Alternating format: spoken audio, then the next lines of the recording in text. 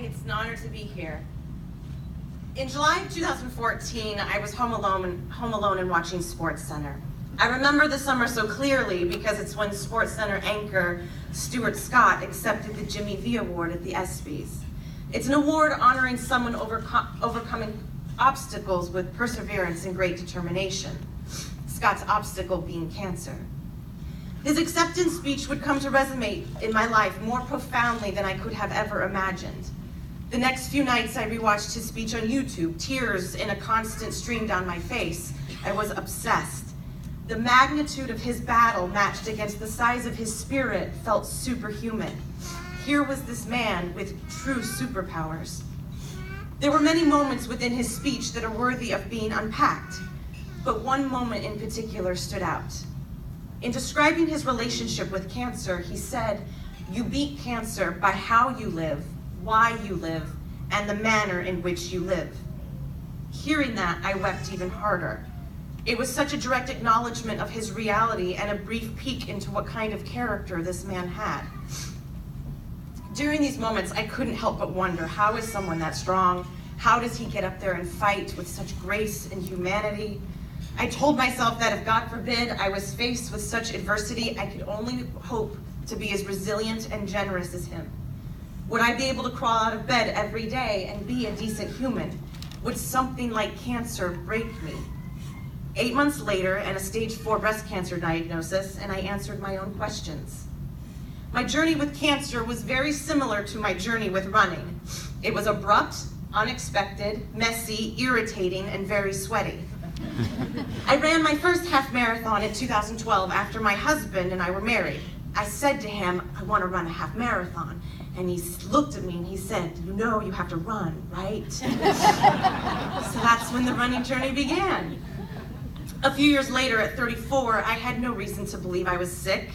No symptoms, no problems, no family history of cancer. So it's not hard to imagine why incurable cancer was the farthest thing from my mind. The whirlwind that a cancer diagnosis pulls you into is completely unexplainable. One morning you wake up, go to work, and then you get a phone call that tilts your world off its axis. You go to bed that night a different person than you were when you woke up. It's humbling and terrifying. When I was in the depths of chemotherapy, my friend January texted me and asked if I wanted to go for a run in Central Park. She later told me that she didn't know what to say, but that she wanted to do something. This meeting turned into weekly meetings, running and talking about life. Our mutual friend Rob joined our group and our running trio was born. It became a sacred place to cry, heal, mourn, laugh, and say all the things that we were thinking and feeling, the good and the bad, without judgment. It also allowed me to heal in my own way. Running just wasn't about the exercise. It was the emotional and mental outlet that I so desperately needed. I will never forget walking into Memorial Sloan Kettering in the breast center for the first time. Meeting my surgical oncologist, Dr. Mahmoud Al-Tamer, was the first gift MSK gave me. He was warm and kind and had a very steady sensibility. He was calculated and had a very accessible demeanor. I felt safe just by his touch and knew I was in the right hands. Dr. Maria Theodoulou, my first medical oncologist, was MSK's second gift to me. She was a Greek fireplug that laughed heartily, worked quickly, and worked fearlessly. When she retired from Sloan, a little piece of my heart went with her. She saved my life. I will always be in her debt. However, it was a chemotherapy nurse with a great name, Ashley, that would be my third gift from MSK. When I was in chemotherapy, I would routinely have Ashley as my nurse administering my treatment. Besides the fact that she laughed at my jokes, she talked to me like a person and not just a patient. When you're trying to get better, some sort of human connection and humanity goes miles. Little did I know that we would end up traversing many more miles together. So, after multiple years of her listening to my bad jokes and our flourishing friendship, it was no surprise when she agreed to run the marathon with me for Fred's team. That, in and of itself, is a testament to her character. It's easy for me to stand up here and be selfish and say, I have cancer, so let's raise money for cancer research.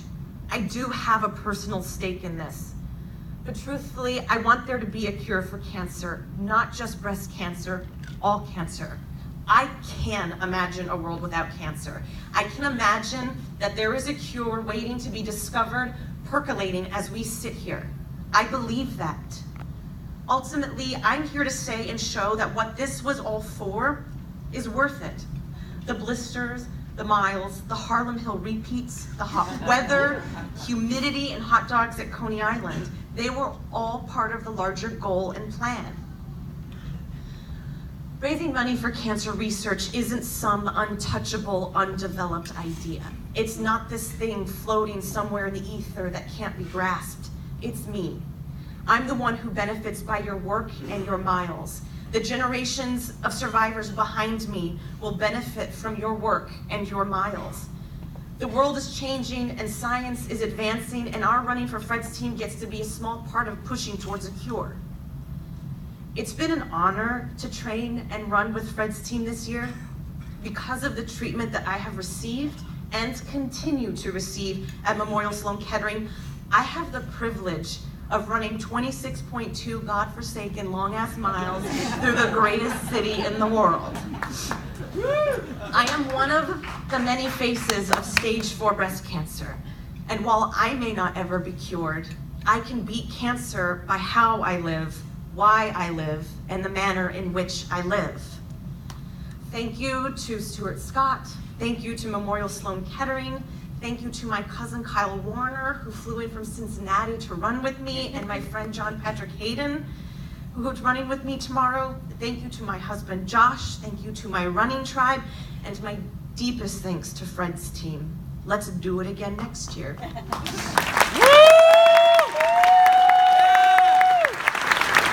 I'd like to introduce you to the most wonderful nurse, Ashley Pildis.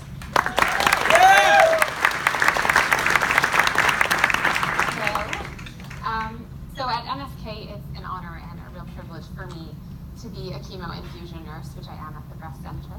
I enter a person's life at what is likely one of the most vulnerable, scared, angry moments of his or her life, and one of the many tasks I am charged with is making chemotherapy a slightly more bearable experience. As chemo nurses, we spend a lot of time with our patients and their family, whether it's every week, every other week, whatever the regimen or schedule may dictate. And yes, the first few minutes of every encounter is all business, any fevers, coughs, mouth sores, what have you. But then it's on to the good stuff. How are the kids?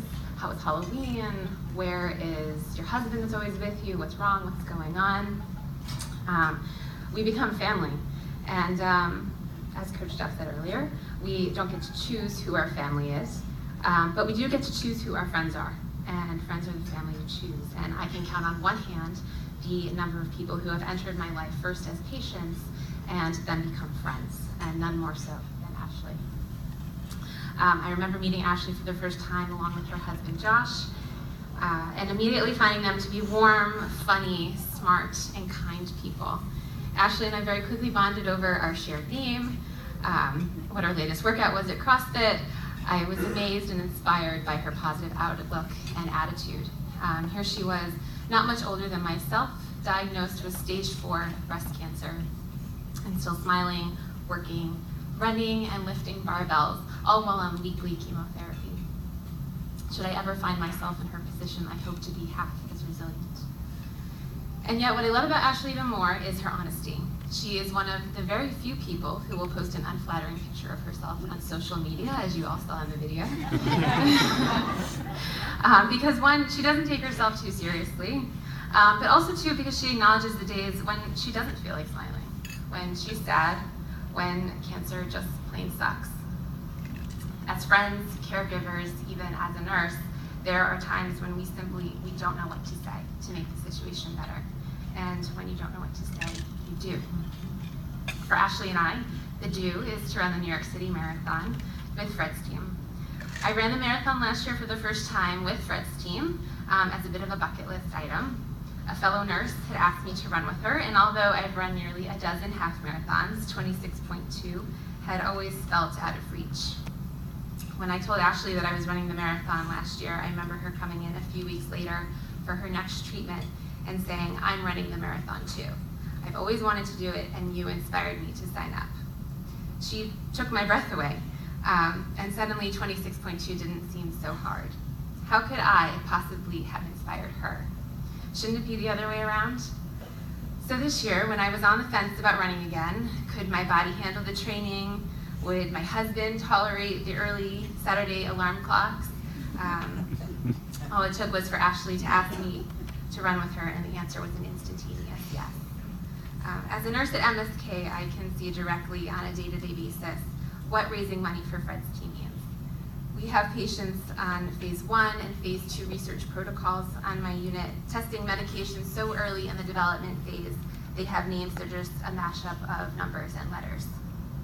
Your money powers and drives this research, and which one day I know will put infusion nurses like me out of a job.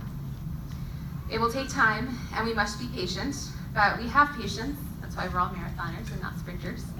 So until that day, in a world without cancer, we run. And now I am thrilled to introduce you all to Dr. Maura Dickler, the intern chief of the breast medicine service at MSK, where I work. Being that I'm a chemo nurse there, Dr. Dickler's and my work overlaps regularly as I treat many of her patients.